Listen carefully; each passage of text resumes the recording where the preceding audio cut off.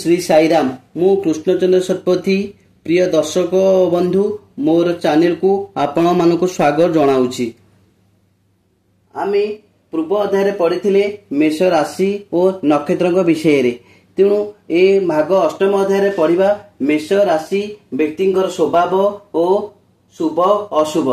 तेणु आमे प्रथमे आमे जानिचे मेष राशि नक्षत्र होउछंती अश्विनी द्विजा कृत्तिका और मेष राशि व्यक्ति स्वभाव है मेष राशि व्यक्ति धनवान होती पुत्रवान उग्र परोपकारी सुशील राजप्रिय चंचल मन दाता और गृहवास अनिच्छुक महिला माने धनशीलनी मधुर भाषी भूषण प्रिय सहिष्णुता मेलापी श्रद्धा और अनुरागिणी होइथांती।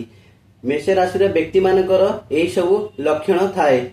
मेष राशि शुभ और अशुभ मेष राशि स्वामी मंगल शुभ संख्या 2 6 7 9 शुभ बार होची गुरुवार मंगलवार शुभ दिग दक्षिण शुभ ग्रह रवि चंद्र गुरु मित्र राशि कर्कट सिंह धनु मीन शुभ रंग लाल धला शुभ धातु सोना आराध्य देवता श्री नृसिंह भगवान आराध्य देवी माँ मंगलामुखी।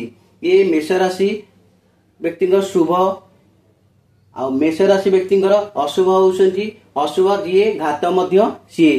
तेणु अशुभ बार होउची रविवार अशुभ मास होउची कार्तिक मास घात चंद्र होउची मेष घात लग्न होउची मेष घात नक्षत्र मघ घात ग्रह बुध घात तिथि प्रतिपदा षष्ठी एकादशी।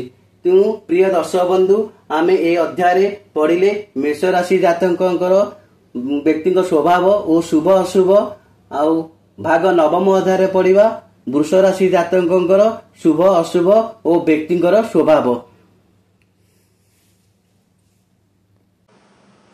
प्रिय दर्शक बंधु जदि मो भिडियोटी आपण मानक भल लगुଥାଏ तेबे भिडियो रे लाइक देबे कमेंट करिवे एवं भिडियो को शेयर कर देबे आउ चैनल को सब्सक्राइब करने को भूलिबे नहीं। जय जगन्नाथ।